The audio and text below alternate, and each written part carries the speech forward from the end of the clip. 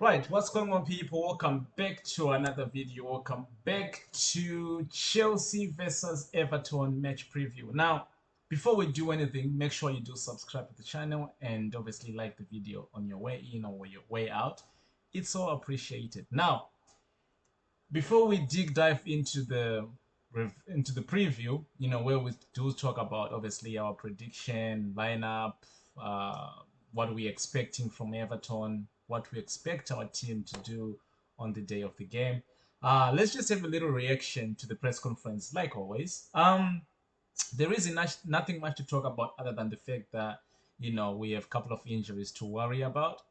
But there is some good news when it comes to Rhys James. Apparently, Rhys James is back for partial training. Now, Maresca had said that, there's no point of rushing him, especially if you have players actually performing in the position that is played, which is like the likes of Caicedo, who has been, inverting from the right back position. And obviously, you've got Malo Gusto there. So I don't think that they're gonna rush him. Even him, I think he gave us a hint where he said that he will be back next year, which is obviously we're not far away from next year anyway. But we know it's going to be around mid or even end of January.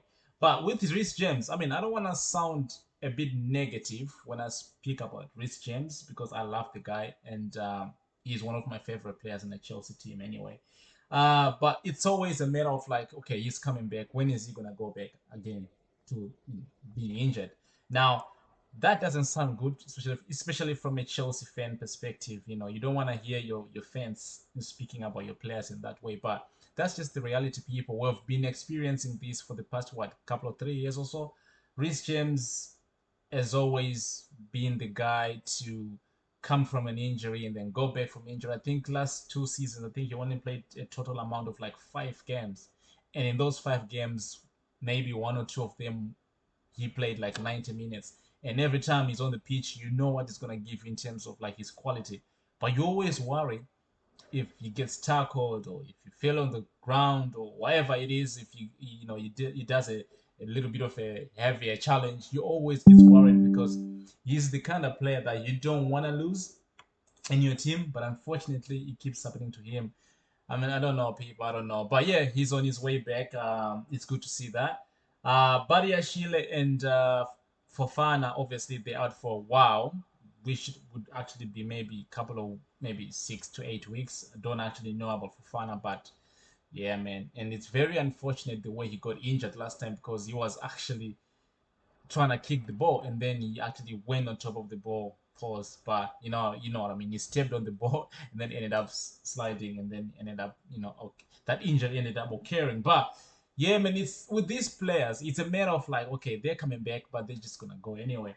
Um, but it's one of those players that you like to see them playing at the club because they're such a good quality and you know what they're gonna give you. But unfortunately, it always does happen to them. But I mean, hopefully, at some point, they'll fix the problems. Now, another thing that we have to talk about is the outgoings because Maresca has already mentioned the fact that there are some players who might not be happy for not having game time, the likes of Chio, Kanichi Komeka, Jules Hall. Yes, of course, he's been playing in the Conference League, but these are the kind of players that they've before they joined Chelsea, the likes of Jules Hall. He was playing week in and week out. He was one of the best players in the Leicester City team.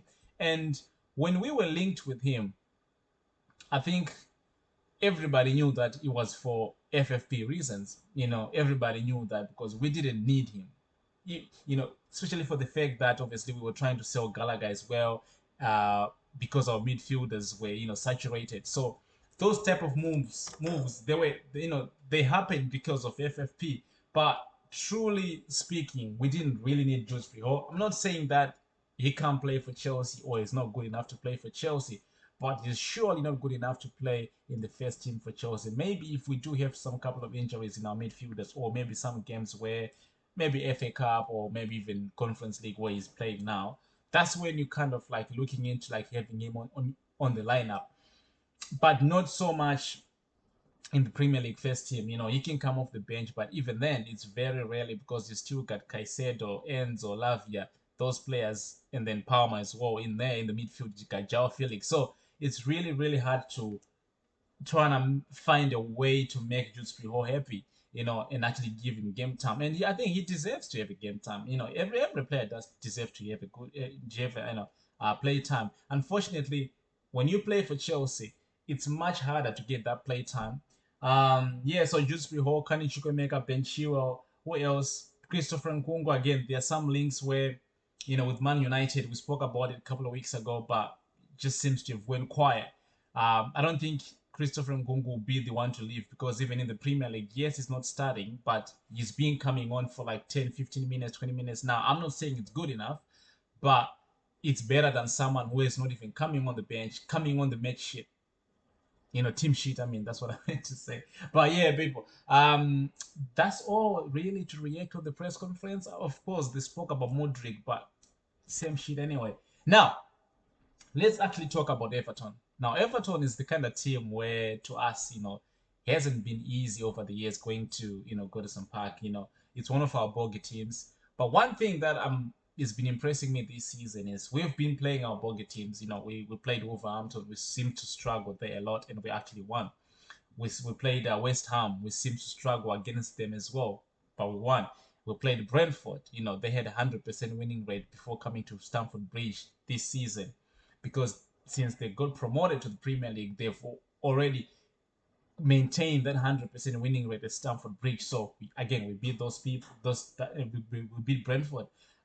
So yes, of course, Everton is the kind of team where they're gonna defend heavily. It's the kind of team where if they're playing the big six or the top eight, they're not really looking to win the matches. They're looking to get a point, and for them, it's decent. It's decent. It's better than losing. So the only thing is, if we score first, right, we'll win the match. But if they score first, yeah, that's gonna be a tricky match, because when it comes to them defending and the dark arts, what's their keeper? Pickford. He's gonna piss you off. He's gonna try and waste time and everything. So my thing is, like, if we can score first, we'll score many goals, because then they will try to play to our favor by trying to get themselves maybe score a goal. Now, going up front, I don't think we have any threat in terms of our opposition, which is Everton. Calvert Lewin, yeah, maybe. They have another guy, I forgot, I can't pronounce his name, but yeah, he plays as a winger, inverting into the, I think, like number 10 striker or whatever. I don't really watch Everton week in, week out. So I'm sorry if I'm not giving you the information that you came out here for. But the point is, yeah, you saw what they did to Arsenal. They pissed Arsenal off. They kept defending. Of course, Arsenal didn't really display good performances, because when I look at the way that Manchester United displayed, or the way they played when they went to Everton, they played enough to come out there with 3 points. And when I look at the way Tottenham played, so if Tottenham, Manchester United can actually go there and take the 3 points, I'm pretty sure, or I'm confident, that Chelsea will go there and actually come up with a point. Now, the fact that I am confident, it doesn't make less of the fact that it is our bogey team and it is an away game. And again, it is very, very, very, very tricky game to play. Now, I'm not expecting less than 3 points. Now, with Liverpool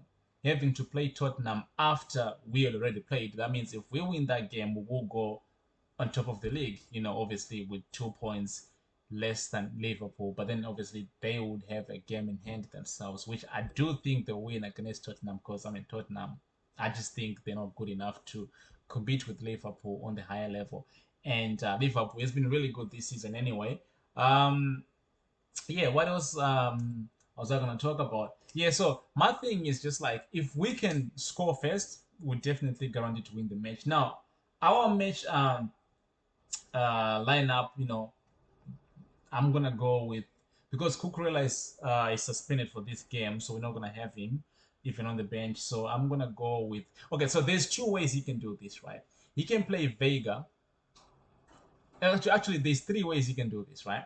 He can play Vega as a left back alongside Corwell and Tosin and Gusto on the right side, or he can play Vega as a central back with Corwell or Tosin, and then leave Cole as left back, and then Gusto on the right back. Or he can play Caicedo from the right back inverting to the midfield. But that if is Lavia is fit enough to play this game alongside Enzo Fernandez as our double pivot. Otherwise, you would have to do Gusto on the left back, which he has played him so many times, and then Caicedo on the right side. But one thing I don't want to see, yeah, I don't want to see Disasi as a right back for you to move Malo Gusto on the left side. I don't want to see Disasi in that game. So play Gusto, play Vega, and then obviously your central back Tosin and Kobe, which they actually did well last time. So yeah, that is my backline. Because going forward, I think we already know that Sancho will start alongside Pedro Neto and obviously Jackson and Cole Palmer, or maybe Neto might not start, and then maybe Madueke can play. But because Madueke played midweek, maybe he might not start, and then maybe we'll play Pedro Neto because we need more creativity up front. And I don't think Madueke is the type of a guy to trust in this match because I want someone who actually can break the lines, play in short spaces. Now he can do that, but sometimes he just frustrates me because he can really take on his man. So yeah, people, those are my lineup prediction, and I think for the score prediction, I'm gonna go with 3-1. Actually, no, I'm gonna go 3-0. I'm gonna go 3-0. 3-0 Chelsea.